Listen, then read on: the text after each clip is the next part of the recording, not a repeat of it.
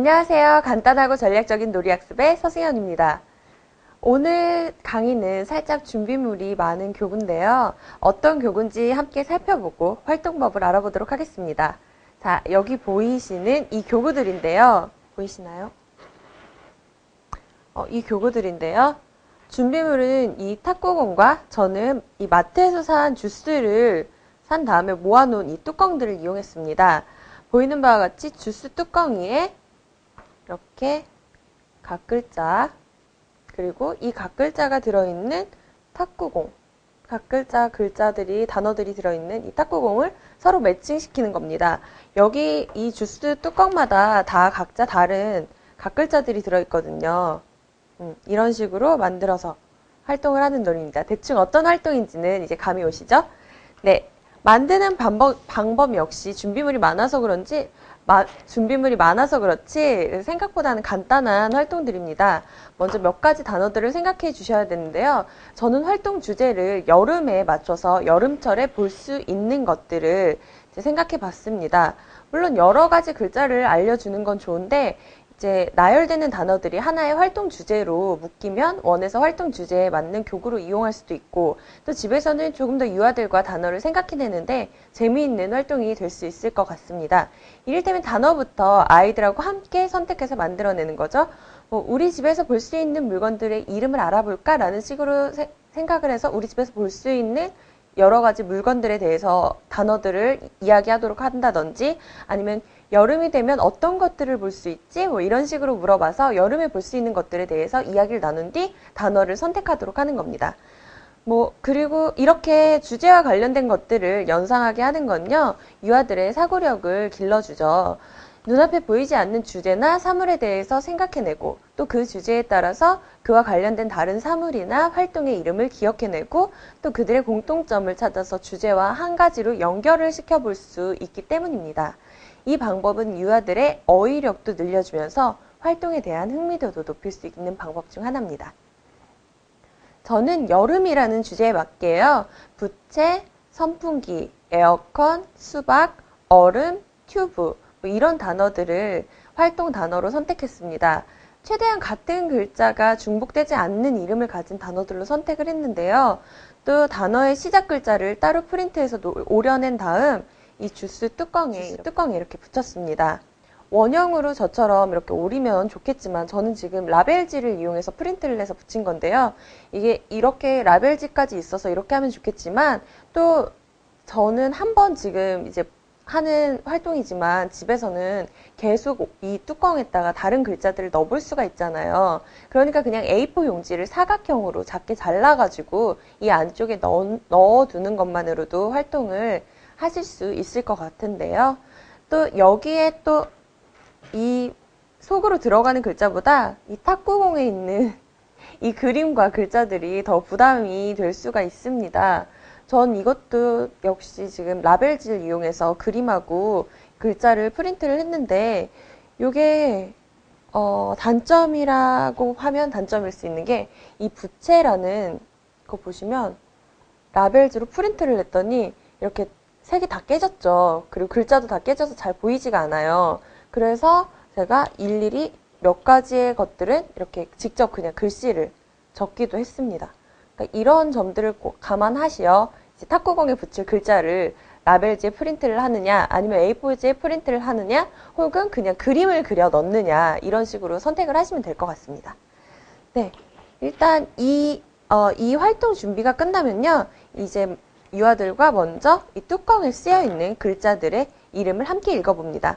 각 글자들 부, 선, 에, 수, 얼, 아 이런 식으로 한 글자씩. 이 글자는 뭐지? 선. 이 글자는 아. 이런 식으로 한 글자씩 읽어보게 하는 겁니다. 그리고 여기에 있는, 여기 이 뚜껑에 쓰여 있는 글자와 같은 글자가 들어있는, 첫 글자가 같은 글자로 시작되는 공을 찾아서 이 위로 올려볼까?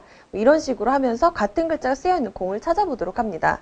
만 4세 유아들을 기준으로 처음 활동은 단어의 첫 글자와 단어를 연관 지을 수 있도록 이렇게 활동을 시작하시면 되겠고요. 또 활동이 조금 눈에 익고 손에 익으면 단어의 끝글자를 이용해서 끝글자를 찾아보도록 하는 것도 다른 방법이고요. 그 다음에는 첫 글자와 끝글자를 섞어가면서 이제 이 뚜껑에 쓰여 있는 글자를 이름 속에 가지고 있는 그 탁구공을 찾아서 이 위로 올려보는 그런 활동으로 확장하시면 되겠습니다. 그리고 이 활동을 또 어려워하는 유아들이 있을 수 있죠. 이 활동을 어려워하는 친구들하고는요, 여기 있는 단어에 색을 칠해주는 겁니다. 뭐, 아와 같은 경우에 아에 보라색을 칠해주면 이것과 같은 글자, 즉, 아이스크림의 이 이름에도 같은 색을 칠해주는 거죠. 그래서 힌트를 주는 겁니다. 보라색과 보라색을 칠해줘서 이게 같은 글자구나 이렇게 알 수 있도록 색을 칠해줄 수 있습니다. 그리고 같은 색을 먼저 찾고 글자들을 대보면 같은 글자가 보이도록 말이죠. 그리고 애들이 이제 여기에서 활동을 하다 보면요, 부모님이나 선생님이 약간 답답해하는 부분이 있어요. 제 아이들이 금방금방 찾지 못하니까 우리는 눈에 한눈에 다 보이는데 아이들이 금방 찾지 못해서 막 선생님이나 엄마가 막 조급하게 이렇게 빨리 여기 숫자에 들어있는 게 숫자 아니야? 수박에 들어있는 게 숫자 아니야? 이런 식으로 힌트를 줄 수 있는데요.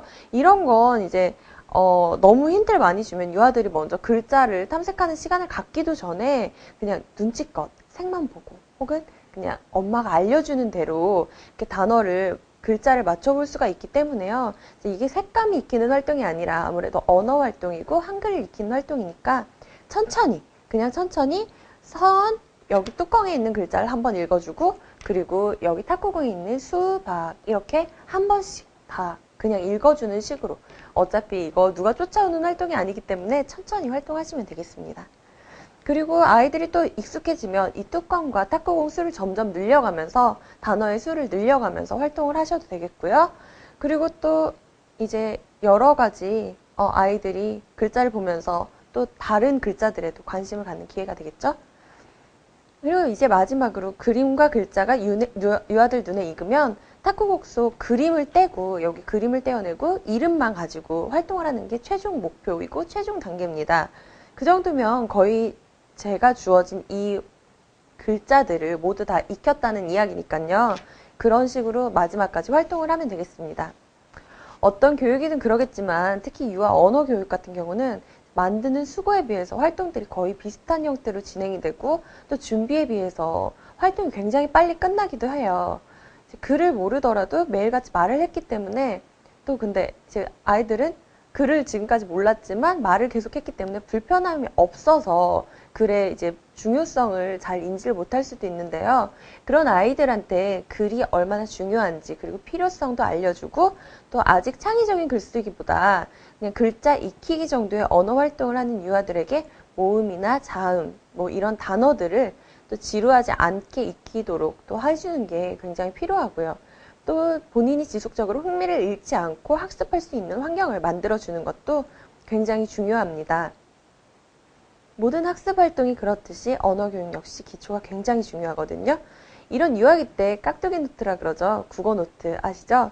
그 노트에 이제 단어나 글자를 써가면서 익히고 또 억지로 책을 읽어가면서 글자를 이제 주입시킬 수는 있겠죠. 하지만 그런 방법들이 그 강요나 타의에 의해서 이제 익혀진 학습이잖아요. 그런 것들이 이제 나중에 유아들에게 있어서는 그 학습에 대한 거부감이 남을 수도 있고 또 발달 수준에 맞지 않은 학습 방법으로 인해서 언어 학습은 재미없다, 어려운 것이다 이런 부정적인 감정이 이제 남아 있을 수 있기 때문에 이렇게 여러 가지 방법들을 이용해서 단어를 익히도록 하고 각 글자를 익히도록 하고 한글을 재미있게 익혀볼 수 있는 이런 여러 가지 활동들을 생각해서 알려드리는 거니까요.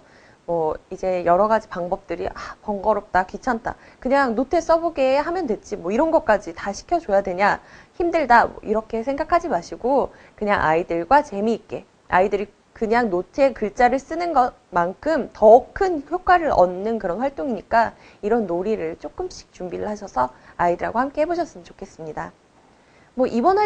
이번 활동 같은 경우는 아이들이 좋아하는 이런 탁구공 튕기기도 하고 굴리기도 하면서 집에서 활동을 할 때는요, 공들이 막 굴러다니잖아요. 이런 굴러다니는 공 중에서 글자를 뒤집어 찾아보고 공마다 또 공에 글자가 없는 그런 공도 있고 막 있는 글자가 들어있는 공도 있고 막 이런 글자들을 공을 굴리고 튕겨보면서 이제 활동을 하면서 아이들이 조금 더 흥미를 느낄 수 있는 그런 활동이기 때문에 이제 글자에 대한 거부감을 조금 덜해주는 이런 활동으로 여러분들께 소개를 해드리는 거고요. 그리고 궁극적으로는 글자든 단어든 아이들이 계속적으로 접하고 또 다른 방식으로 논리를 하면서 언어학습은 쉽고 재밌다는 긍정적인 정서를 남기고 이 아이들이 지금 당장의 학습이 아니라 이후에 이제 나아가서 논술이나 구술까지 흥미를 가지고 수월하게 학습할 수 있는 여지를 지금부터 열어두자는 취지로 이렇게 또 언어학습에 대한 소개를 한번 해드렸습니다. 오늘 함께한 탁구공과 글자 연결하기 활동은 언어학습 활동 교구 중 하나지만 이 교구 하나로도 다양한 방법으로 활동할 수가 있잖아요. 이런 방법들을 이용해서 여러 가지로 아이들에게 적용을 시켜보고 그리고 또 확장 활동을 하면서 유아 언어학습에 도움이 되었으면 좋겠습니다. 또 제가 말씀드린 외에도 더 다른 좋은 방법들이 있으면 게시판에 올리셔서 부모님이나 다른 선생님들과도 피드백을 나누면서 더 유익하고 다양한 학습 활동을 개발하셨으면 좋겠습니다. 감사합니다.